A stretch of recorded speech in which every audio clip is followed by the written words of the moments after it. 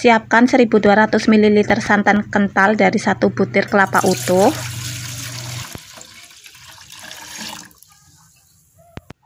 Tambahkan 2 lembar daun pandan. Setelah itu kita masak santan ini dengan api yang sedang sambil terus diaduk-aduk supaya santannya ini tidak pecah. Setelah uap panasnya terlihat, lalu kita matikan apinya. Jadi masaknya ini tidak sampai mendidih ya bun, cukup sampai uap panasnya terlihat saja. Langkah selanjutnya kita siapkan 250 gram tepung beras, 125 gram tepung tapioka,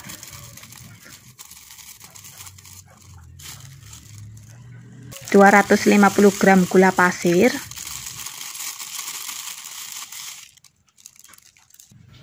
setengah sendok teh garam,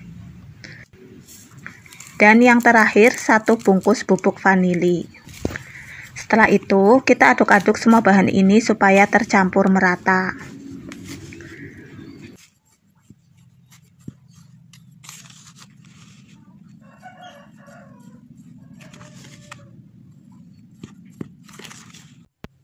Bila sudah, lalu kita ambil santan yang sudah mulai mendingin. Setelah itu tuangkan sedikit demi sedikit ke dalam bahan keringnya terus sampai tidak ada bahan yang menggerindil.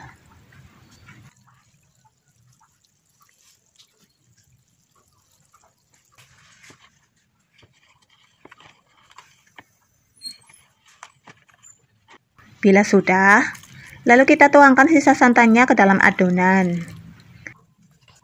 Aduk-aduk kembali agar semua bahan tercampur merata.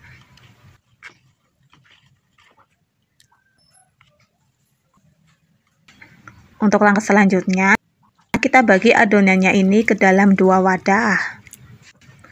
Tuangkan menggunakan saringan agar bahan yang masih padat tidak ikut terbawa.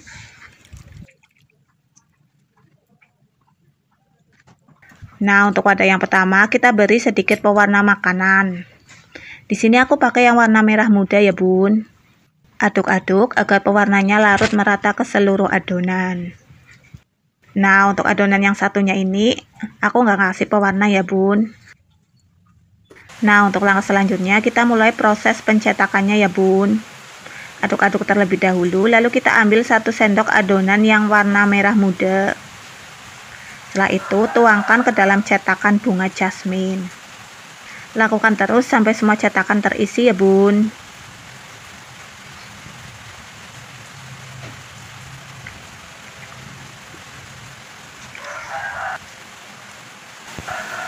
Bila sudah, lalu kita masukkan satu persatu cetakan ini ke dalam panci kukus yang sudah dipanaskan terlebih dahulu.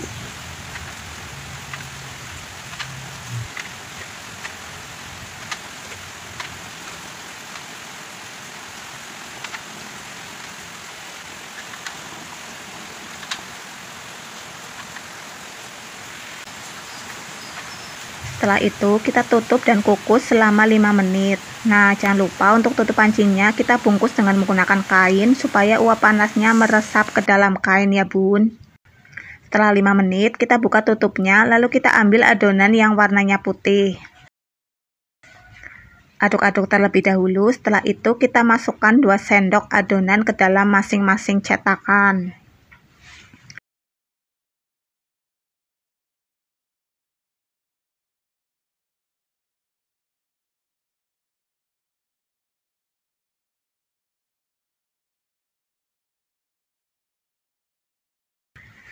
Setelah itu kita tutup kembali pancinya dan kukus selama 5 menit.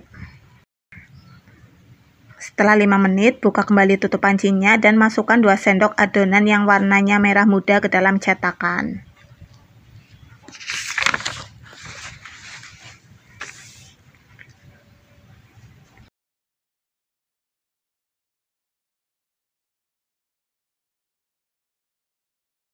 Bila sudah, lalu kita tutup kembali pancinya selama 5 menit.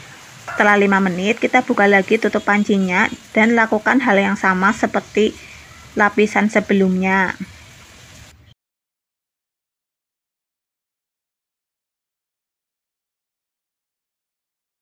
Setelah itu, tutup kembali pancinya selama 5 menit. Setelah 5 menit, kita buka kembali pancinya dan kita ambil adonan yang warna merah muda. Nah, ini akan menjadi lapisan yang terakhir ya bun. Kita ambil 2 sendok adonan, lalu tuangkan ke dalam masing-masing cetakan. Bila sudah, lalu kita tutup pancinya dan kukus selama 25 menit. Jadi jangan sampai salah ya bun, untuk lapisan yang terakhir kita kukusnya ini selama 25 menit. Setelah 25 menit, lalu buka kembali tutup pancinya dan keluarkan cetakan satu persatu dari dalam panci.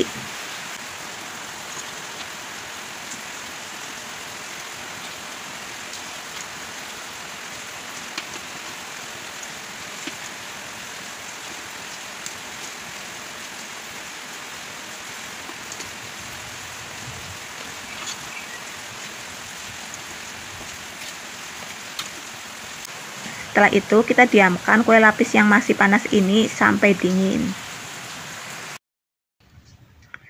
Nah, setelah kue lapisnya dingin, lalu kita keluarkan dari dalam cetakan. Keluarkan dengan menggunakan tusuk sate atau tusuk gigi juga bisa ya bun.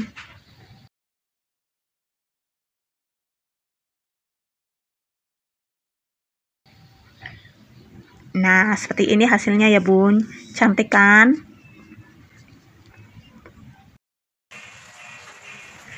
Oke bun, untuk pengemasannya bisa kita kemas menggunakan mika yang ukuran 7 cm ya bun. Nah, seperti ini ya bun.